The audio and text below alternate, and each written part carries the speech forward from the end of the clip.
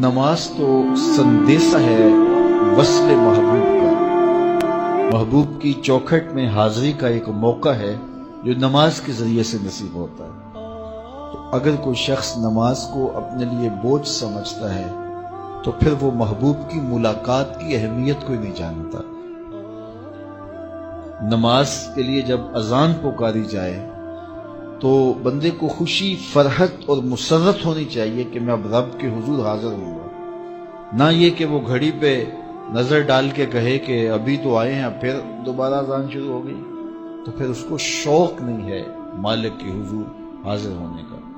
حضور علیہ الصلوۃ والسلام تو جب حضرت بلال حبشی کو نماز کے لیے اذان کا کہتے تو یہ ارشاد کرتے، ارحنا یا بلال، بلال اٹھو اور ہمارے دل کو راحت پہنچا دو۔ ارحنا یا بلال، بلال ہمارے قلب کو، ہمارے دل کو راحت پہنچا دو۔ تو یہ حضور کے قلب کی راحت، تسکین اور قرار کا سبب ہے۔ آقا کریم علیہ الصلوۃ والسلام نے معراج کی شب جہاں بہت سارے لوگوں کو عذابوں میں مبتلا دیکھا تو ایک شخص کو دیکھا، رجل مغیب فی نور العرش، کہ وہ عرش کے نور میں غائب تھا، اس کے اطراف میں نور ہی نور تھا اور وہ نور میں ڈوبا ہوا تھا۔ تو پوچھا کہ یہ کون خوش نصیب شخص ہے، کوئی فرشتہ ہے؟ تو جواب آیا فرشتہ نہیں ہے۔ یہ کوئی پیغمبر ہے؟ پیغمبر بھی نہیں ہے۔ تو یہ کون شخص ہے کہ جو انوار الہیہ کے حصار میں ہے اور ہر طرف نور ہی نور پھیلا ہے؟ تو جواب ملا کہ آپ کی امت کا یہ وہ فرد ہے جس میں 3 خوبیاں تھیں۔ پہلی خوبی تو یہ کہ اس کی زبان اللہ کے ذکر سے تر رہتی تھی، اور دوسری خوبی اس میں یہ تھی وَقَلْبُهُ مُعَلَّقٌ بِالْمَسَاجِدِ، اور اس کا دل مسجدوں کے ساتھ لٹکا ہوا تھا، مسجدوں کے ساتھ دل بستگی تھی سے۔ فرمایا کچھ لوگ ہوتے ہیں کہ وہ مسجدوں کی میخیں ہوتی ہیں، جس طرح وہ کیل لکڑی میں ٹھک جاتا ہے تو یہ بھی مسجدوں میں ٹھکے رہتے ہیں، جب بھی ڈھونڈو گے مسجد سے ملیں گے۔ فرمایا کبھی یہ لوگ بیمار پڑ جائیں اور مسجد میں حاضر نہ ہو سکیں تو اللہ کے کچھ فرشتے ہیں جو ان کی عیادت کرنے کے لیے ان کے گھروں میں جاتے ہیں۔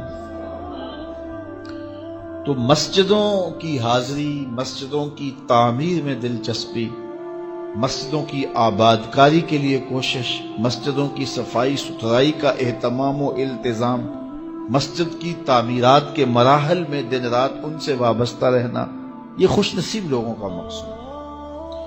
فرمایا کہ اللہ کے گھر وہی تعمیر کرتے ہیں جو اللہ اور پچھلے دن پر ایمان لاتے ہیں۔ تو مسجدوں کی تعمیر یقیناً اللہ جل شانہ کی خاص رضا نصیب کرتی ہے۔ ایک روایت میں آتا ہے جس نے تتر کے گھونسلے کے برابر مسجد کی تعمیر کی، فرمایا اللہ جنت میں اس کا محل بنا رہا ہے، اللہ اس کا محل تعمیر کرے گا، اس کو محل عطا کرے گا۔ تو یہ تعمیر مسجد یہ خوش نصیب لوگوں کا مقصود ہے۔ تو مسجدوں کی آبادی اور مسجدوں میں وابستہ رہنا اور دل بستہ ہونا مساجد کے ساتھ، یہ خوش نصیب لوگوں کا مقصود ہے۔ تو بدبخت لوگوں کو یہ سعادت نصیب نہیں ہوتی۔ اچھا، تیسری بات فرمایا کہ جو اس شخص کی خوبی ہے یہ آج تک اپنے والد گرامی اور اپنی والدہ ماجدہ کو گالی کا سبب نہیں بنا، یعنی کبھی اس نے کوئی ایسا فعل نہیں کیا کہ لوگوں نے کہا کہ یہ کس ماں باپ کا بیٹا ہے اور لوگوں نے اس کے ماں باپ کو برا کہا ہو اس کی وجہ سے۔ تو یہ 3 خوبیاں اس شخص کے اندر پائی جاتی ہیں اور آج یہ اللہ کے عرش کے نور کے سائے میں اپنے آپ کو کھڑا ہوا پا رہا ہے۔